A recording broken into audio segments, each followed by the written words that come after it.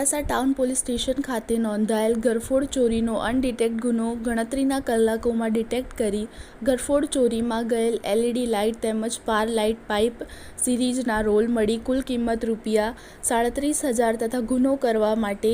ઉપયોગમાં લીધેલ મોટરસાઇકલ તથા મારુતિ ઇકો ગાડી તેમજ મોબાઈલ ફોન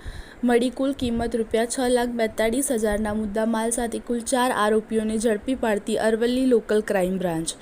નાયબ પોલીસ મહાનિરીક્ષક વિરેન્દ્રસિંહ યાદવ તથા પોલીસ અધિક્ષક શેફાલી બરવાલ દ્વારા અરવલ્લી જિલ્લામાં મિલકત સંબંધી ગુનાઓ શોધી કાઢવા માટે પરિણામલક્ષી કામગીરી કરવા સૂચનાઓ આપેલ, જે આધારે ડીબીવાડા પોલીસ ઇન્સ્પેક્ટર LCB મોડાસા તથા Vijay Tomar police sub inspector LCB તથા LCB સ્ટાફના કર્મચારીઓ